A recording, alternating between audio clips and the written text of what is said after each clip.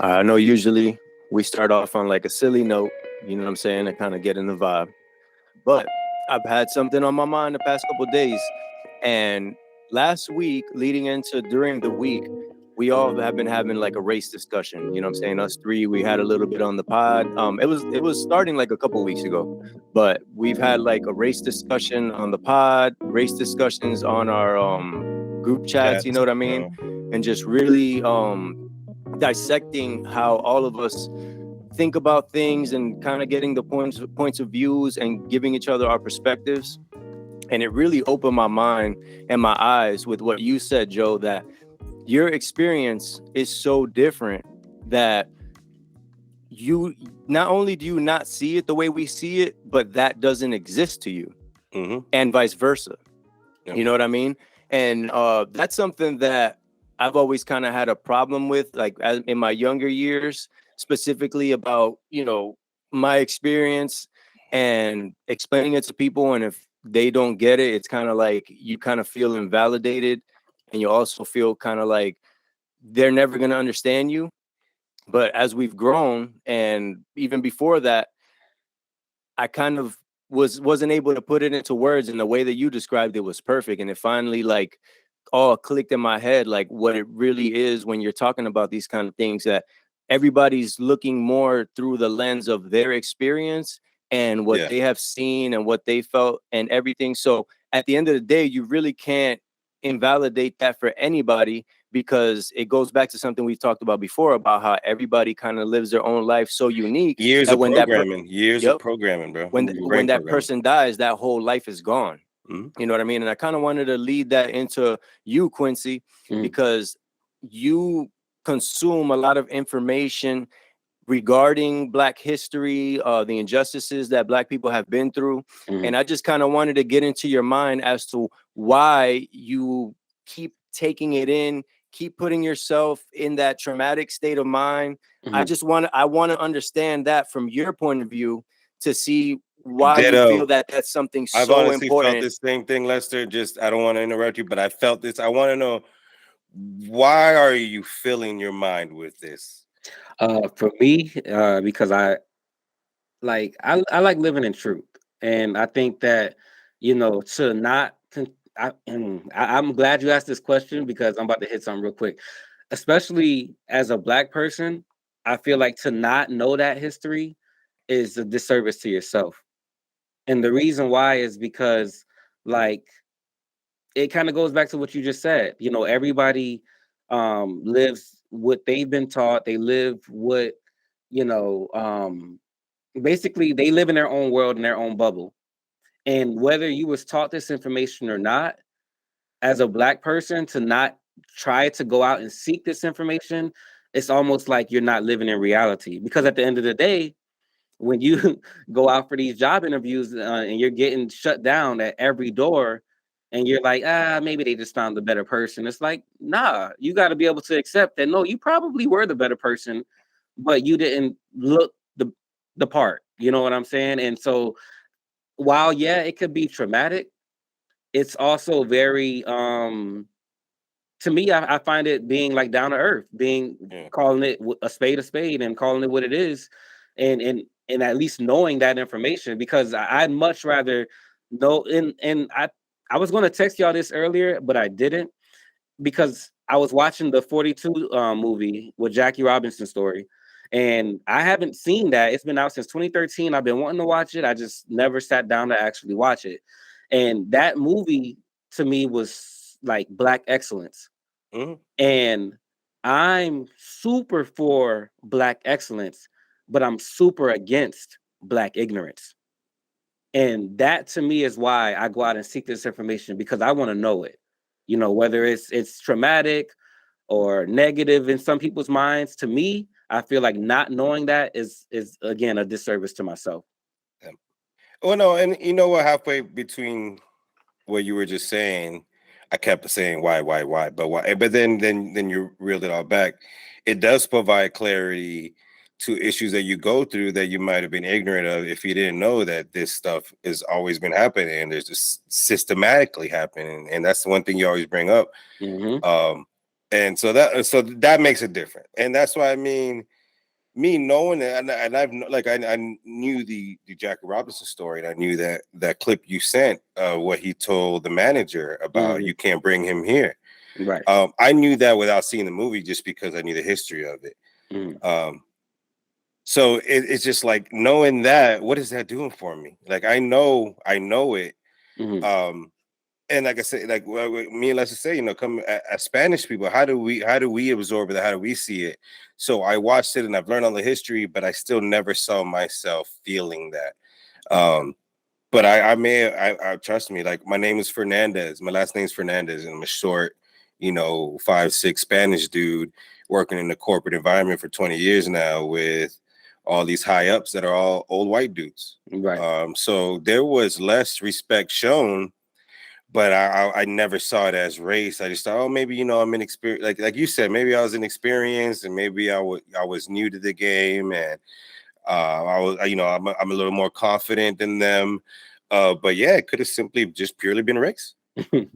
and I mean, again, with both of you having your backgrounds, I would never come on here like I know the history of being Puerto Rican, or I know, the history of being Peruvian. You know what I'm saying, or anything like because at the end of the day, I'm not seeking that information, because let's be real, that won't affect, knowing that information isn't going to be internally affecting me. Like I'm not going to go out to a job and be like, oh man, I didn't get that job because he thought I was Puerto Rican. You get what I'm saying? Like, so and it kind of goes back to answer your question. It just gives me a much deeper understanding and a much deeper awareness, clarity. Exactly. I'm not gonna lie, you do look a little Puerto Rican with that mustache, though. Yeah, a little bit. See, we got the same little vibe going on. I don't know if you went in there like papi. But you know what? And just to touch back, another conversation we had in the chat is working with undocumented workers. In my perspective, Lester, I'm not talking about your people, but working on undocumented the undocumented people. So you could not pay them what they should be paid, and they're going to do an amazing job at it, and so it's like it's disrespectful. You know what I mean? But it's part of the system, and I know it, and I used it myself. But I use it a little differently, and probably because I'm Hispanic, and I know it.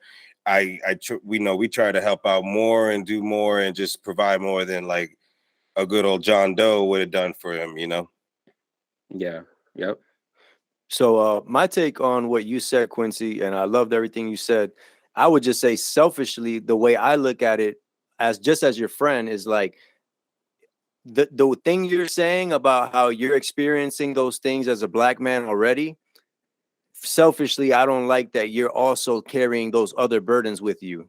You get what I'm saying? Yeah. It's like you already got something against you, and then it's like you're also like adding all that other energy like to have, you know what I'm saying? Which I understand completely what you're saying, but like I said, selfishly as a friend, I'm like, damn, I wish you, because I know that watching that kind of stuff, it gets you down. You know what I'm saying? Not you specifically, but just in general. Because when I watch it, I'm like, dang, because I just always look at it from the human point of view, just putting myself in their shoes, just as a person, because that's something that a lot of people don't get is like, you don't have to be black to know that people don't like getting treated different or treated wrong. That's not something that only black people don't like. And I think that's the thing that they try to minimize / they try to portray it as like, oh, black people always feel it. No, it's because they are getting treated bad a lot of times. So anybody is going to not like that. You know what I'm saying? Anybody's going to see, wow, you're treating him regular. You're not treating me regular. What's going on? You know? Yeah. Right. Yeah. So all men have not been created equal. Obviously, man.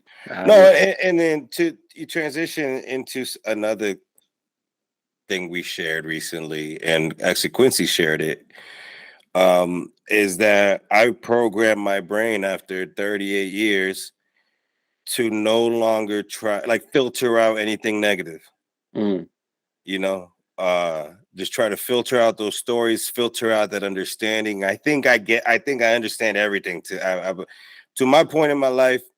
I think I get it. I get everything, how shit is, how shit is going to be long after I die, and how much I can actually do about it. And that's selfish thinking. And I know it's not like the best thinking ever, but that is something that my brain is programmed to do, flush out negativity.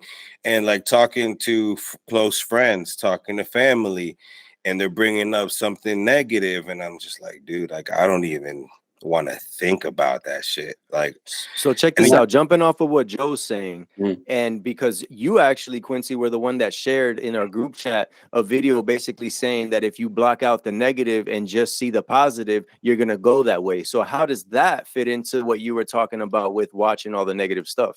I feel like you can watch negative things, but still take it in a positive way. Hmm. You know what I'm saying? You can watch something negative. not everybody.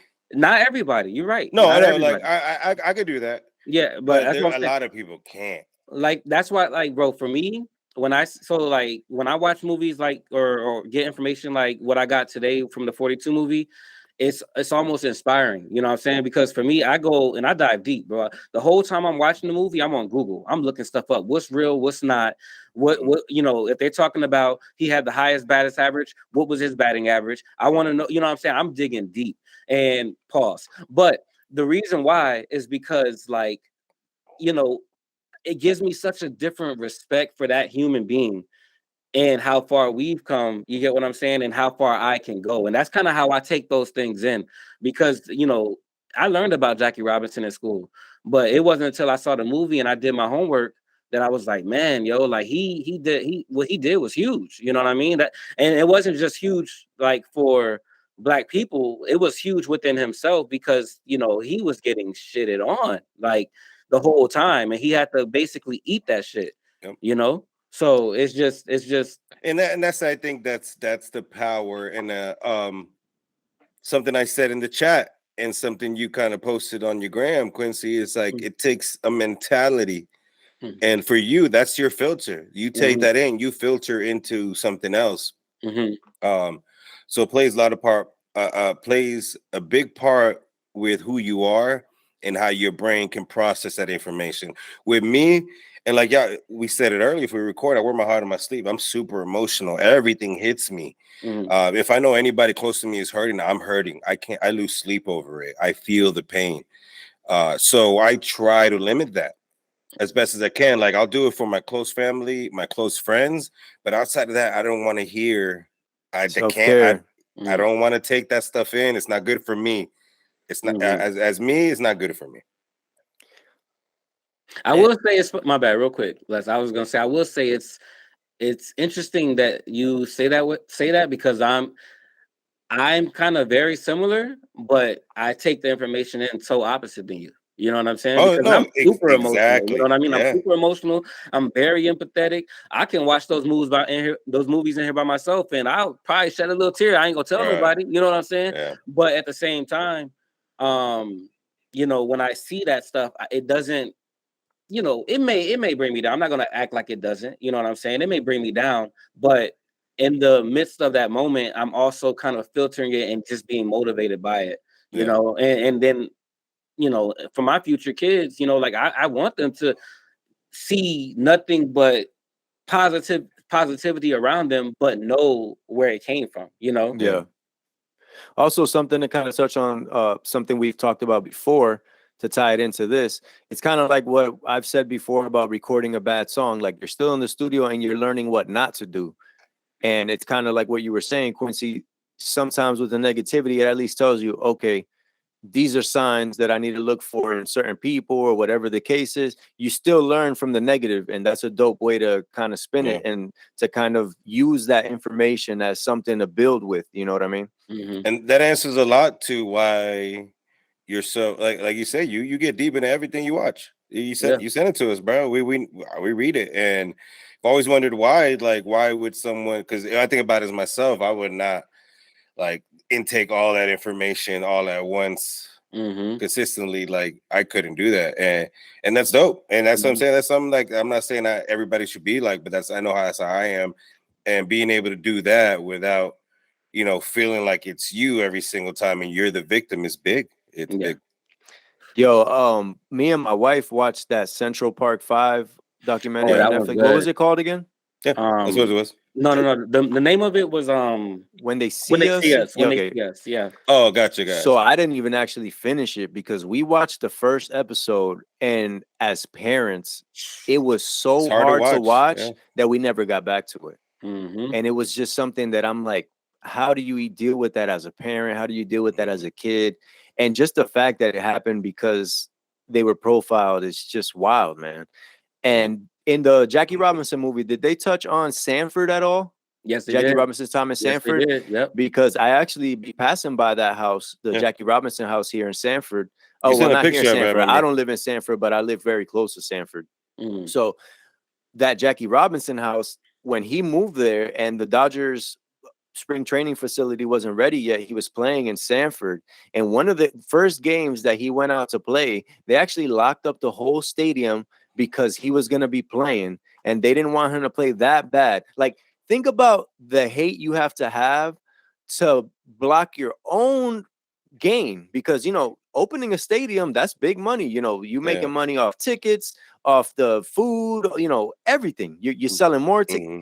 There's so much money involved in that. For you to block that from yourself because of your deep hate for somebody you don't even know, just because of And something you see. For full Yeah. transparency, and this is not a rumor, this is not speculation, Sanford is not favoring any colored people at all. Yeah, it's been that way. I mean, Yeah, that's it's why the whole known to be that Trayvon way. Martin thing blew up so crazy. And I don't like, stop No. in Sanford, bro. yeah, When yeah. I pass through, I just pass through. I don't get gas there. Mm-mm. There's certain areas, bro, I do not stop. Them, man, I don't The play hate is Yeah, that. deep. The anybody. hate is deep out there, man. But yeah, no, yeah, they definitely touched on that, and yeah, I mean, the story's great, man. Like I said, I was digging deep into that Yeah. story, man, because it was. And it's such a I big learned history, about man. it, bro. I learned about it as a kid, but again, going back to what I said before we got on the pod, man, as a young kid, I wasn't guided to look into my history or to know, where we came from, not just as a people, but just like period, like where humans came from, like what did we do prior to this classroom I'm sitting in, and yeah, man, that story is a amazing story. Nah. It's something I appreciate about you, Quincy, that it's something that people can apply, not just with the race thing and everything. It's just you're taking all that information in, and you know that those roadblocks are there, but you're a very successful guy. You didn't say, oh man, this is what's going on, so Yeah, you I make can yourself a always chalk victim. it up to that. Yeah, And it's very easy to be the type of person that you are, as far as how passionate you are about those things. It's very easy to be that way, but not also work. You know what I mean? Like, there's so many people that we know just in all walks of life that are very good at talking for 3 hours or being very passionate about things that they're not even really dedicated to. Mhm. And to kind of build on a little bit of what we talked about last week, that Freddie actually responded to when we and Yeah, him I were saw talking that. about people being talented or not. I definitely misused the word. I didn't really mean talent, but I saw something that Bob Ross said, that he basically said that follow through is a talent. Persistence is a talent. So that's kind of the angle on it, where and me and Joe were even talking about this a little earlier. He asked me why I've never tried to go like for a singing show or something. And honestly, bro, like, if you really ask me, I don't think I could sing. I've learned how to sing, and I've learned how to use my voice to sound appealing with the kind of music I make. I found my tones and my keys that I sound good in. But honestly, when it comes down to it, I don't believe that I'm a good singer. But I'm saying that mostly to say I didn't have like a natural talent. It wasn't like when I was a kid or something, I just opened my mouth and started singing and somebody was like, oh my God, what a voice. You know what I mean? I cultivated that. And that's kind of what I'm talking about. It's like, don't tell me, oh, I can't be great because I don't have this talent. I don't have that talent. I'm not this person. I'm not that person, bro. Only thing that holding you back is yourself. Yeah. But I will say that, you made a great point when you said persistence is talent, because, Joe, I didn't tell you this, but I called Lester about a week ago and I was like, man, I'm trying to get motivated with this music stuff right now. I got some songs ready to go. And I just was calling to say, man, I commend you, bro, because like you got way more going on when it comes to the kids, the wife, the physical job that you got going on, and you stay consistent. You know what I'm saying? And Big time, like bro. that's one thing that people can't see that. They can't see the persistence, and it's like you said, bro, it's that is a talent. Yeah. That you may see it like, man, yo, you just got to work for it. But to you, that's a talent, bro. You know what I'm saying? Like, let's be real. But you know what? I appreciate that. That came from me specifically. Remember sitting with my friends in a living room, them smoking, because at that time I did not smoke. We're sitting around and just me observing and noticing. You know what? I think for me, my observation and understanding is something that I was blessed with. You know what I'm saying? I've always had a deep understanding of things, and I want to say that it's more than others. You know what I'm saying? And that's something that I've definitely cultivated. But I just remember sitting around with friends.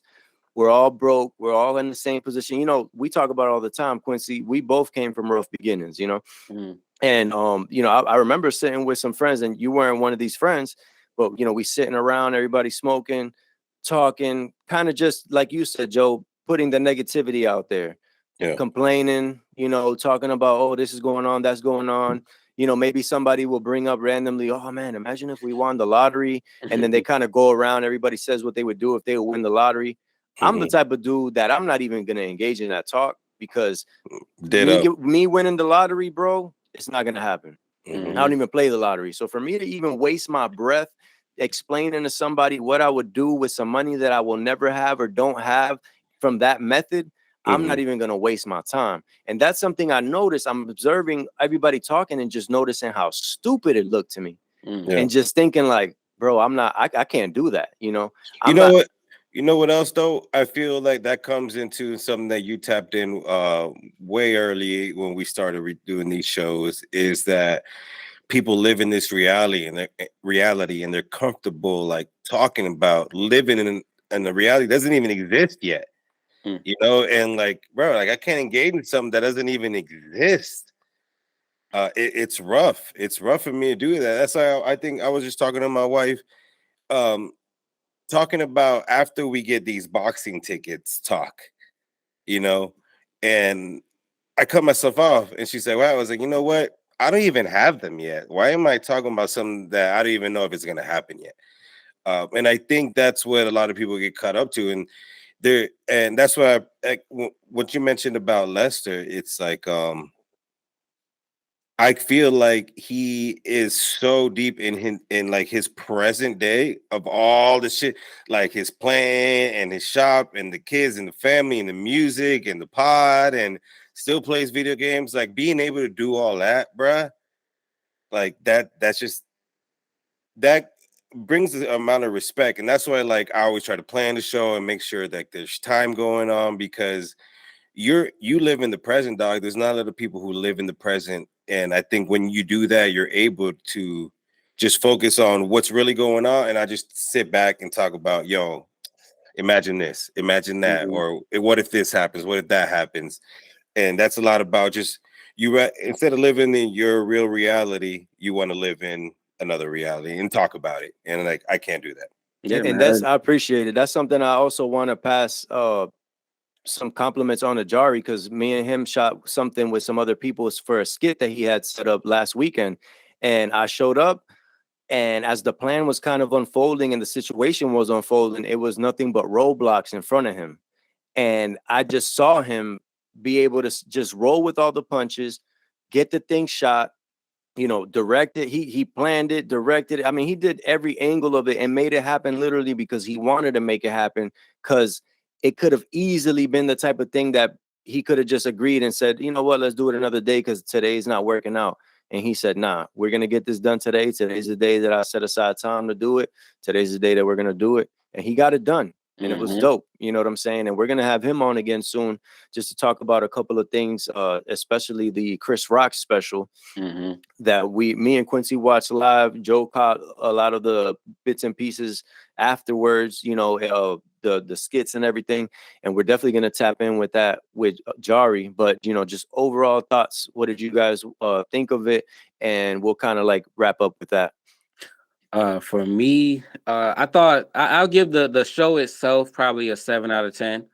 But I really, really did like how he attacked the Will Smith situation. I'm glad he saved it for the end. He did kind of fumble on the joke, you know what I mean? But overall, you know, he spoke his truth in his way. And he made a lot of good points, man. Like, you know what I'm saying? He addressed the point that, like, bro, Will Smith is like damn near half a foot, if not, taller than him, plus got way more weight on him. So, and then on top of that, you're a black man at the Grammys, bro. Like, if you hit him back, Oscars. I mean, I'm sorry, Oscars. I don't know why I keep mixing that up. But you're a black man at the Oscars, and the moment you hit Will back, now it's two black men fighting on stage. You know what I mean? It was just he had to kind of maneuver how he had to maneuver, and I respect him for it. Can I bring up a point? Go ahead. And this is and see how y'all react. Is there ever an expiring time of when you can clap back? Because he chose to be quiet for almost a whole year, and then he chose a live special when probably Will Smith thought, the storm calmed, nobody's thinking about it anymore, nobody's talking about it anymore, and he strategically waited this long to finally bring it back up. You think that's petty, or you think let me tie when you that talk into, your shit, you talk your shit? Let me tie that into a shift that I've had in the last couple of years. You guys see me the way I am, the way I talk, just the general kind of hippiness and, the energy that I have, right? I have this thing in me that if you disrespect me in the ways that I deem you're disrespecting me, I just go off, bro. Like, it's like a switch that I'm not even the same person anymore. You know what I mean? And that's something that I've really, really got a grasp on in the last couple of years because of kind of what you're saying, Joe. Let's say I'm Will Smith in the situation and I did that. I'm giving that person the power to control the next move however they want to dictate it. However long it takes. They can call the cops. They can retaliate and do something worse to me than what I did to them. They can do like what Chris Rock did. You know what I mean? You're giving them a road. You're telling them, here's the keys to my life. You can control them for the next couple of years. Yep. Mm-hmm. And that to me is priceless. And that's what Will Smith did. He's going to have to take it whatever way he's going to take it, because guess what you did? You put the keys to your life in Chris Rock's hands and say, hey, however you react to this, it's on you because I did this to you. Yep. And I think, just kind of answer your question, Joe, it was strategic. It was smart. He got the most marketing he could out of the situation. There was a build up. It was the first live Netflix special. It was the week before the Oscars. I mean, everything he did in that situation was calculated. And no, I don't think it was petty. I think it was a capitalization on the situation. Yeah. All right. No, and that's what I mean. Like, I don't care if you do some shit like that to me. I'll figure out when it comes back, because it's gonna come back, and I'll figure out when. I don't think there's no rules, regulations. There's no expiration dates. The day I feel like I'm gonna do my part is the day I'm gonna do it, and that's it. So I don't blame Chris Rock at all. There's a lot of shit going around that is distasteful, and that why now he's speaking that when he had blah blah blah. Nah. He did what he wanted to do, and he had full rights to it. Yep. Mm-hmm. And that kind of ties into like the hood movies, you know what I'm saying? And the reason I say that is because growing up, talking about that time when we used to sit around and stuff, I remember watching all those movies with my boys, how big we were influenced by them. You could kind of see everybody kind of adopting those mannerisms and those ways of being because of how the movies were and everything. And I always analyzed it from a point of view of these movies. The theme is always that somebody's always going to get their lick back. You know what I mean? Yeah, no matter if you decide, yo, I'm done with this stuff. You know what I mean? No matter what you want to do, if you did some dirt, it's coming back. And that always led me to never cross that line. No matter what was going on, there was crazy things that would happen, but I lived with this set of principles and morals that it was like, bro, I'm not crossing these lines, because once I do that, I have no control of what's coming back. Yep. Mm-hmm. You can't tell a person to let it go either. Like, I ain't letting shit go. Yep. It's kind of like Charlamagne be saying on The Breakfast Club. You can't tell somebody how to react to something that you did to them. You know what I mean? You might say, I never heard that. That's amazing. I love that. That might be the quote for this week's episode. Yep. We'll get the exact wording, but he always says that, anytime somebody does something and somebody reacts, like they might kill them, they might do something, put them in the hospital, whatever it is. He's like, yo, this response was OD, but you can't tell this person how to respond to what you did to them. Nope. You know what I mean? He don't agree with the response. He's just saying, I can't be mad at it because that's how they took it and that's how they retaliated. Yep. Big so. But yeah, man, right before we started recording, I finally finalized everything with Comfortable. Yes. So sir. that joint is gonna drop April 7th. I'm about to post the cover art and get that pre-save link up. So if you're hearing this, make sure y'all hit lesterwave.com, LESTERWAV.com. And right there is the pre-save. That pre-save is everything. So please, please, please hit that. We're going crazy this year. Me and Quincy got some crazy joints together and separate on the way. And I'm telling you, this is the year, dog. This is the year. I'm feeling it. And yo, March 24th, Payback is dropping. And then, yeah, like Lester said, we got some collabs coming too, man. It's feeling good, bro. It's feeling real good. My dog Joe got all his equipment, so the mixes are on the way. Come on, son. Bruh, fully loaded, double covered and smothered. The first grounded mix coming out is gonna be 30-minute cardio mix, a little high tempo tracks. To get you through a little cardio session. Let the people know a little bit of the roadblocks, because you gave a different timeline, and people that remember might be saying, "Dang, what's going on with the mixes?" So let people know what's been going on. When I got the turntables, I had this old amp and these old Pioneer speakers and these little tweeters, right? Blew that whole system. Like, doesn't even turn on anymore. Then I had a JBL boombox, which is like the JBL boombox, so it's pretty big. And for those of you that don't know, everything he's named is expensive. So Right. So I run the turntables through my interface that I record the podcast with. That allows me to record what I'm outputting on the computer. But for me, for someone who's done it, there has to be a certain feel to it. Like, you have to hear the music outside and then still be able to hear the music in my headphones. And so I just kept turning it up because I couldn't hear what I was mixing. I couldn't hear what it sounded like to me. So and then I almost blew that speaker, and I stopped. And then we went to Hawaii. I had a bunch of stuff going on, so I came back and I said, no, I did it. So yesterday, actually the day before, my new JBL 250 watt mega fucking speaker arrived, and it has like the legit input. So I'm hooking up the left and the right channel straight out of my thing, my Scarlett. So it's like the purest of the purest sound, real time. There's no lag, no delay. I could turn it up as loud as I want. I could still hear my headphones. I have no more excuses left except to record this mix and put it out. They're going to be out on SoundCloud. I'm still figuring out the process, but they're going to be the grounded mixes. First one's going to be the cardio mix. It's coming. Y'all going to see it. And that's what I mean. Like, without people like y'all who consistently put creativity in your lives and make it a part of your lives, I probably would have just delayed this shit 6 months. And that's why this week I said, nah, I gotta do this. I have to do this. And that's really what I did. And that's why I was just kind of like, oh, when I get there, because I got to do this. But nah, this week I was like, no, I'm doing it. No more excuses. So I'm locked and loaded. I'm ready. Let's get it, man. My bad, I was muted. I was just saying, the best part about it, and the thing that I enjoy most about everything that's going on, is everybody is prioritizing staying butter.